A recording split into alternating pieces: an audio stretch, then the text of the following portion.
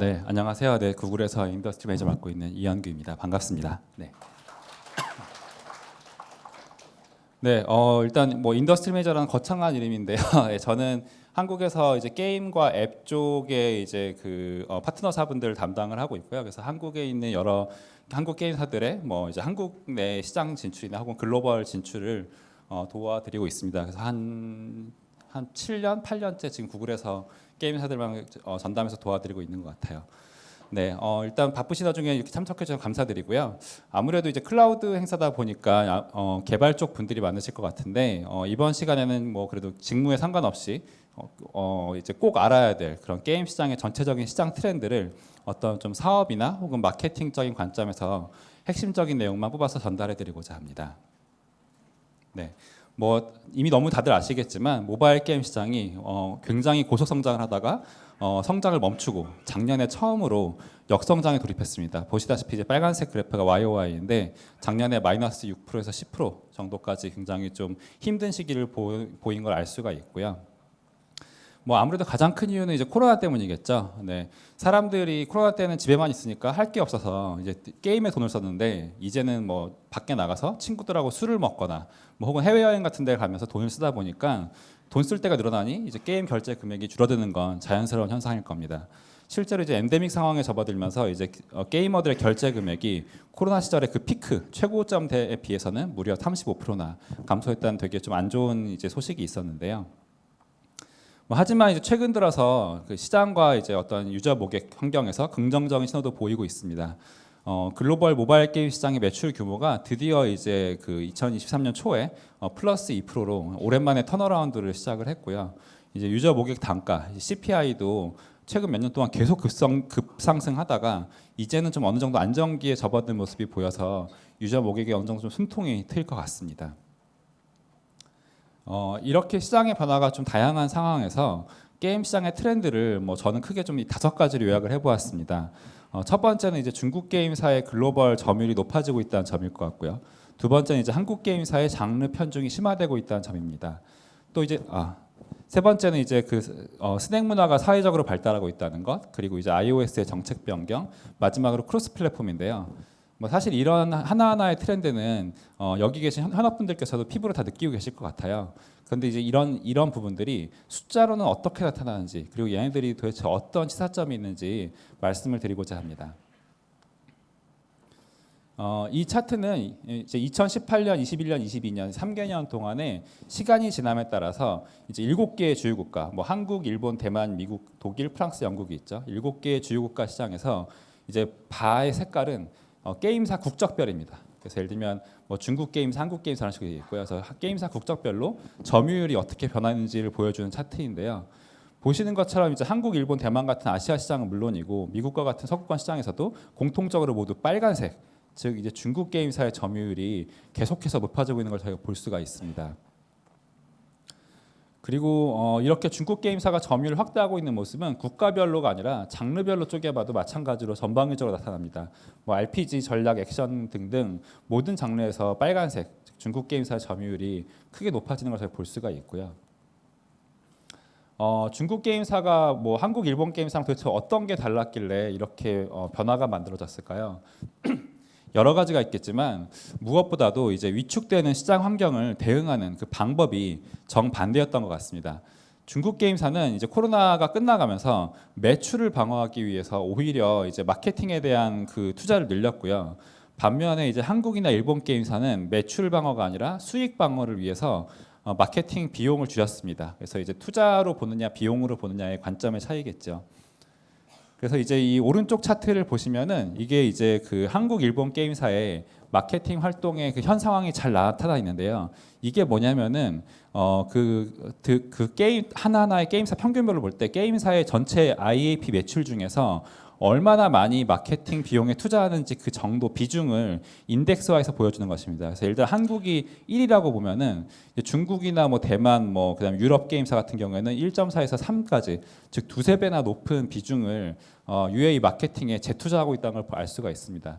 사실 이런 중국 게임사나 유럽 뭐 대만 게임사들이 사실은 뭐 한국 게임사보다 훨씬 더 규모가 큰 회사들이 많거든요. 즉 비중만 봐도 두세 배인데 매출 자체도 이미 훨씬 더 크기 때문에 마케팅에 재투자하는 그 절대적인 규모, 금액을 감안하면 훨씬 더 큰 차이가 나타날 것으로 당연히 예상을 할 수가 있습니다. 이제 두 번째 트렌드로 이제 아까 한국 게임 시장에 대해서 말씀드렸는데요. 이게 뭐냐면 이제 한국 게임 시장의 그 점유율입니다. 그래서 보시면 마찬가지로 2020년부터 22년까지 3개년 동안 각 장르별로 봤을 때 게임사 국적을 이제 색깔로 나타낸 이제 그래프인데요. 보시는 것처럼 RPG는 아시다시피 한국 게임사가 계속해서 선방하고 있습니다. 뭐 이 부분은 우리 한국 게임사가 부단히 노력한 덕분일 텐데요. 다만 이제 RPG가 아닌 다른 전략, 액션, 캐주얼, 퍼즐 등등의 장르를 보면은 공통적으로 파란색, 즉 이제 한국 게임사의 점유율이 지속해서 빠르게 낮아지는 추세가 보입니다. 뭐 거의 모든 장르에서 RPG를 빼면 동일한 모습이고요. 이렇게 한국 게임사가 잘하고 있는 그나마 방어하고 있는 RPG 영역을 좀 더 쪼개보았습니다. 서브 장르별로 봤는데요. 보시는 것처럼 왼쪽 차트를 보시면 2019년부터 22년까지 4개년 동안의 RPG 내 서브 장르별 점유율인데 보시는 것처럼 한국 시장에서 MMORPG는 꾸준하게 70% 이상의 그 RPG 시장을 차지하는 굉장히 이제 중요한 장르죠. 어떻게 보면 좀 다소 기형적일 수는 있지만 다른 시장과 다르기 때문에 하지만 내수 시장 매출 드라이브하는데 가장 중요한 서브 장르라는 건 부인할 수가 없겠습니다.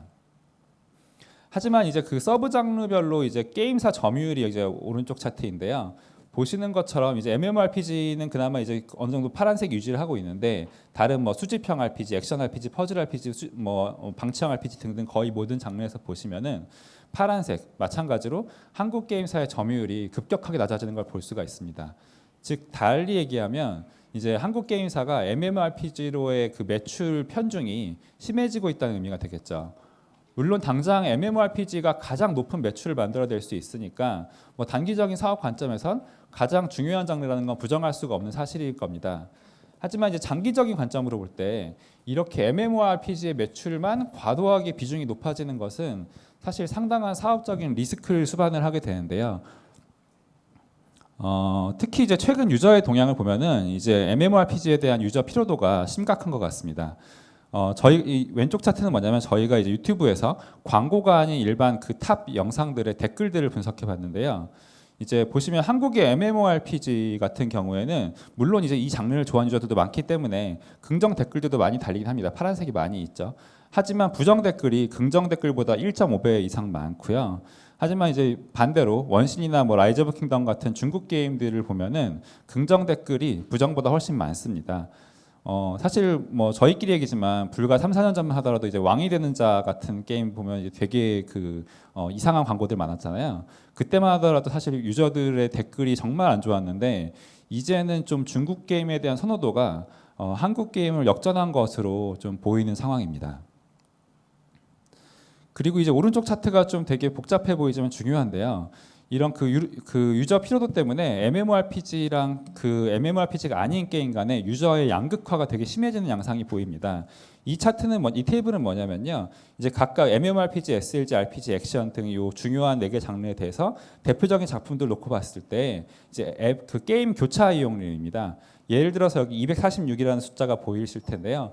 보시면 이제 예를 들어 리니지 M을 그 플레이하는 유저가 타버 유저가 리니지 M을 플레이할 확률은 일반 안드로이드 유저 평균 대비해서 246배나 높다는 의미입니다.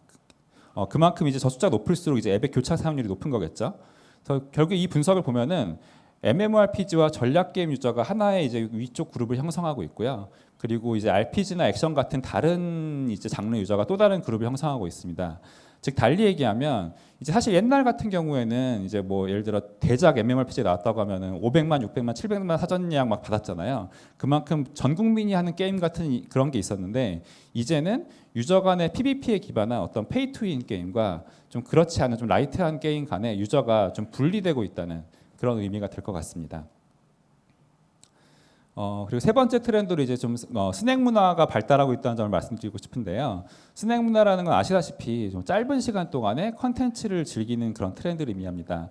아시는 것처럼 하이퍼 캐주얼이나 뭐 유튜브 쇼츠가 여기에 해당할 것 같은데요. 근데 이런 트렌드가 왜 중요할까요? 결국에는 사람들이 하나의 컨텐츠에 집중할 수 있는 그 시간이 세션 타임이 짧아진다는 의미가 될 것 같은데요. 이 부분이 게임 시장에도 되게 생각보다 많은 변화들을 만들어내고 있습니다. 예를 들어서 방치형 성격을 지닌 게임이 최근 들어서 좀 더 플레이 매출 상위에 많이 보이는 게 그런 하나의 예시일 것 같고요. 특히 이런 스낵 문화가 시간을 갈아 넣는 그런 RPG 장르와는 전혀 다른 방향입니다. 말 그대로 이제 RPG는 그라인딩 게임이잖아요. 시간과 그런 것들 갈아 넣는 것인데, 이 차트는 이제 국내 시장의 장르별 MAU예요. 보시면은 사실 이것들 다 합치면은 전체 합계는 변화가 없습니다. 즉 2년 동안의 전체 게이머 인구수는 변화가 별로 없거든요.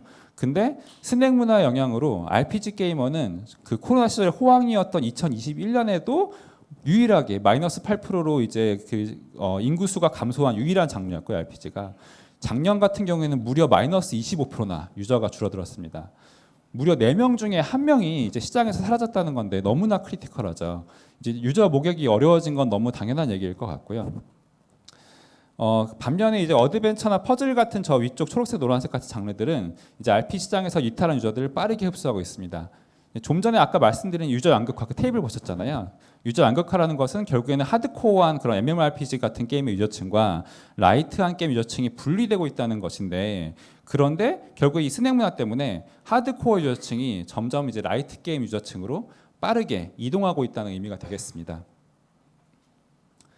게다가 이제 좀 더 안 좋은 거는 RPG 인구가 굉장히 빠른 속도로 고령화가 되고 있다는 겁니다. 뭐 당연히 스낵 문화가 젊은 세대의 트렌드이기 때문에 당연하겠죠. 그래서 사실 이 차트 같은 경우에는 일반 RPG이기 때문에 젊은 세대에 그나마 인기 있는 방치형 같은 것들 많이 포함되어 있는 거거든요. 근데 그런 것들을 제외하고 본다면은 여기 있는 이제 그 빨간색이나 노란색, 즉 이제 기존 문법의 트레디셔널 RPG, 그라인딩 게임 성격의 RPG가 더 빠르게 고령화가 되고 있다고 보시면 되겠습니다. 이렇게 좀 한국 게임사가 집중하고 있는 RPG 영역에도 굉장히 급격한 변화의 징후가 보이고 있는데요.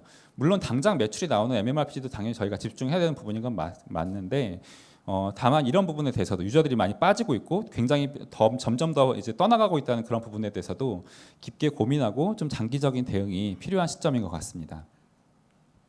네 번째 트렌드로 이제 iOS의 업데이트를 말씀을 드렸습니다. 아시다시피 이제 iOS 업데이트로 인해서 유저들을 트래킹하거나 타겟팅하는 게 어려워졌는데요. 실제로 이제 보시면은 iOS 업데이트 전후로 봤을 때 iOS 캠페인의 전환율이 과거 대비 절반 수준으로 떨어졌습니다. 아시는 것처럼 이제 크로스 플랫폼이 이제 미래가 아닌 현실인 것 같은데요. 한국에서마저도 크로스 플랫폼 게임 경험 유저가 절반이 넘는 걸로 보였고요. 그리고 이제 연도별 크로스 플랫폼 출시도 한 300개가 넘어가고 있습니다. 그중에서 중요한 게 저 빨간색, 즉 모바일에서 PC로 확장하는 게임들이 많아지고 있다는 부분일 것 같은데요. 이제 기존 모바일 게임도 PLC가 길어지고 있죠. 신작이 성공하기 어려운 상황이 된 것 같습니다. 그러면서 이제 좀 기존 모바일 게임이 유저가 마르다 보니까 PC로 많이 확장을 하고 있습니다. 실제로 이제 PC를 지원하는 모바일 게임 플랫폼별 이제 예산 비중을 보면요, 저게 사실 중국 게임사인데요. 이제 중국 게임사가 먼저 이제 선제적으로 모바일에서 PC로 많이 확장을 했거든요.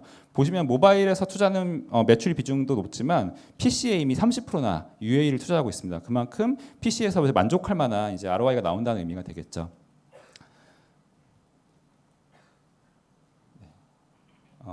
결국에는 이제 간략하게 요약해 보면요, 중국 게임사의 글로벌 위상이 강화되면서 이제 좀 중국 게임사들이 공격적인 마케팅으로 시장 환경을 극복을 했고, 한국 게임사는 좀 MMORPG로 장르 편중이 심화가 돼서 리스크 대비가 필요합니다.